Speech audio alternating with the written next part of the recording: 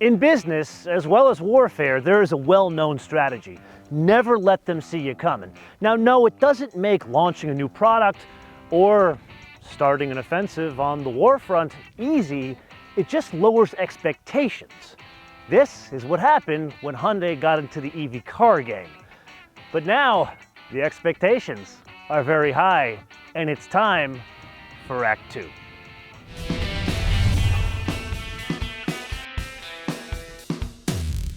Okay, so what is Act 2? It is called the Hyundai IONIQ 6, and shockingly, it is based on the same platform that underpins the Hyundai IONIQ 5. However, being Captain Obvious here, it is not a crossover, it is a car. Which brings us to a very important point.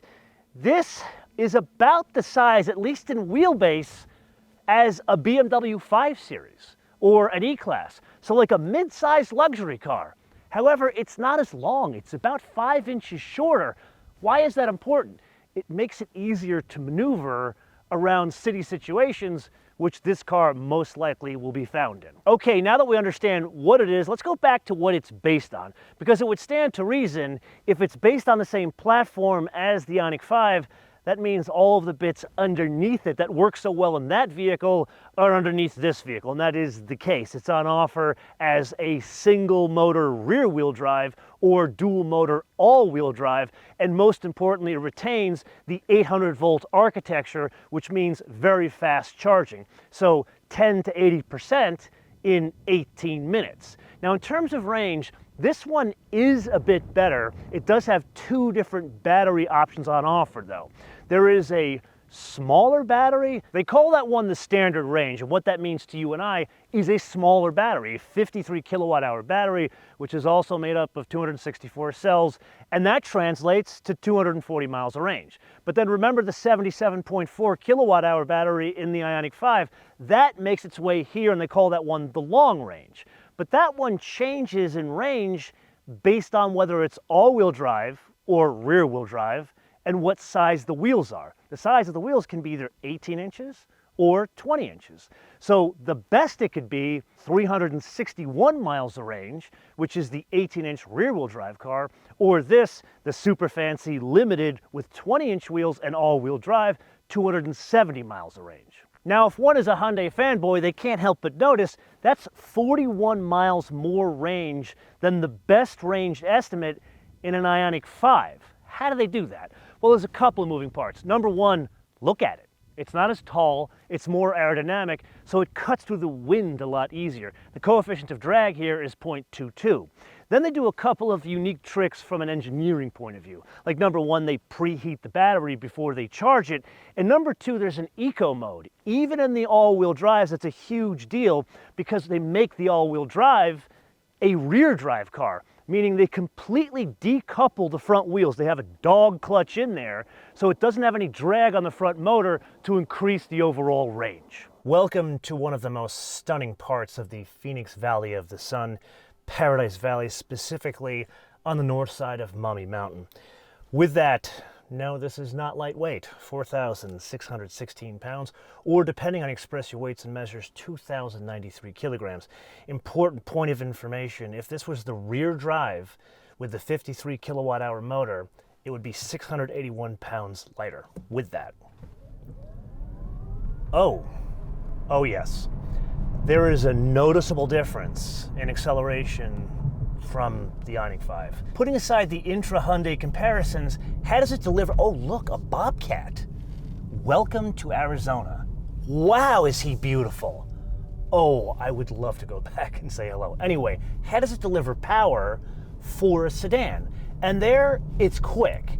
It's not like M-car quick, it's high-level 5 Series. Translated from 0 to 30, it's quick. 30 to 50, I'd say okay, but above 50, that's where it gives away some acceleration. In other words, that's where it's different from, say, the coming IONIQ N version of this or the EV6 GT. Design, it's subjective, and I never like to tell you guys what you can see, but here we do have to have a discussion about the design more from a historical point of view. You look at the back of this, and what comes to mind? I know to me, the Infiniti J30. which frankly wasn't the most attractive car in the world because it had a droopy ass. There's no other way to put it. Here, they showed us the original concept sketches of what was called the Streamliner, and it was downright pornographic. There was a width to it. There were these haunches. Here, you can see what they were going for, especially with the biplane spoiler, which does have an impact on the overall coefficient of drag, so it's functional. But from a design point of view, at least to me, it doesn't match the front of the car, which is overall attractive and brought together with this almost familial look of these pixelated dots throughout the light signature of the vehicle. Then moving on the inside of the vehicle, they pick up on a couple of design themes they kicked off with the IONIQ 5. Number one, overall, it's a minimalist type interior, which is to say a very good thing. And number two, that packaging trick that we've seen not just in the IONIQ 5, but in any EV, where they have that longer wheelbase we talked about. Well, here's the benefit. This is where I would sit as a 6-footer in the front, more than enough room back here.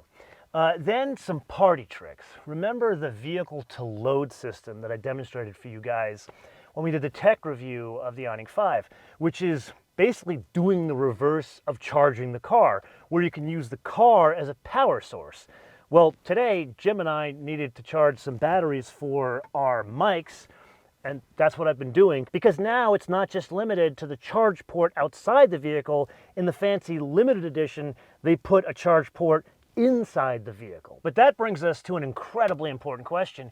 How do you keep from depleting the range on the car and not being able to get home? Well, there's a novel solution. They've put a charge limiter in the UX system, so one can go in there and say, okay, deplete to 20% remaining range, 50%, 60%, and so on. And then back to the design here, they've come up with this whole lounge concept. And one of the things they wanted to do was put the person, basically the occupants in the back, a little farther back. And that's challenging in a mid-size car because you can only go back so far. So what they've done is a visual trick. They've made the rear seat look like one of those couches that kind of wraps around you, and you can see that rendered here in the door panel. And now to the most important part of our discussion today, the way it drives. And here, it's better than the IONIQ 5, which I kind of expected. Nothing like dramatically changes here in terms of what it's made of. It's got McPherson struts in the front, multi-link in the back, so nothing exotic. But it all comes together to make the vehicle work. In other words, it's got a supple ride quality to it, and that's the most important thing. I would argue second only to, does it have a personality in the way the car drives? And here the personality is not one of an EV, it's that of a luxury car. It's a little bit more softly sprung than, say, the BMW, meaning the i4, but it has just as much composure as the i4. In other words, this road is not perfect, but I'm not really feeling the road through the car. Yes, because of the weight, but also because of the way the suspension is tuned. If I'm gonna get really pedantic about this, the steering feels more over boosted here because this isn't a crossover. It doesn't have as much weight as the crossover. So I'm noticing the steering a bit more here. So yeah, more weight would feel better. Maybe not feel better, it would work better in this package as a sedan. The brakes overall, you don't really notice them, but they don't really stand out. There isn't a scenario where one feels there isn't enough braking for this almost 5,000-pound vehicle, but it doesn't feel inspiring. That's something that I would suggest work on for the coming N model because it'll make more of a difference there. Here, it really won't make a difference because for the mission at hand, meaning stop and go traffic or driving around lovely neighborhoods like this, the brakes, the steering, all come together beautifully. Yes, it is indeed that time again to play your favorite game on the Options Game with today's contestant, a car. Remember those? This one, electric. 2023 Hyundai IONIQ 6 for a base price of $41,600. Now, I'm kind of sandbagging there because that is the very basic 53 kilowatt hour battery version, but it still comes with a lot of stuff in it. Yeah, it's rear drive, which we like, also Apple CarPlay, Android Auto, even a powered driver's seat. However, this is not the basic one. This is the limited. This one has a lot more bits. It's got a Bose stereo, it's got the factory sunroof, it's got the Hyundai digital key, which I never really talked to you guys about that stuff, meaning they got a card they give you, you can use your phone or your Apple Watch, but the big difference here is this is the first one that's integrated with Apple OS, not just Android Auto. It also brings about a power passenger seat, vented seats in the front, and active sound design, so an electric car that makes it sound like something on the inside. Base price on this one, $56,100. This one is only on offer with a 20-inch wheels, where the most basic ones, those are on offer with 18-inch wheels. Then, believe it or not, we do not have to pay extra for what is called Ultimate Red, which I have to say is the best color on offer for this vehicle. Then a neat little party trick they do here, even with the Ultimate Red cars, on the middle model and then the Limited, the antenna, they're see-through. It's like a smoke clear design. Very cool touch. The only thing we have to pay extra for is the destination and handling from Asan, Korea for $1,115, which brings us to a total retail price of $57,215. And if you want floor mats, you gotta pay an extra $230 on an almost $60,000 car. So let's you and I bring the discussion inside and understand what sets this apart from a color and trim and tactile feel point of view. That said, can I just say, Mummy Mountain, one of the most beautiful spots on planet Earth. But then again, I am biased as a Sun Devil with that. The dashboard, there's something that is very odd about this car in this market, and that is the bat wings here.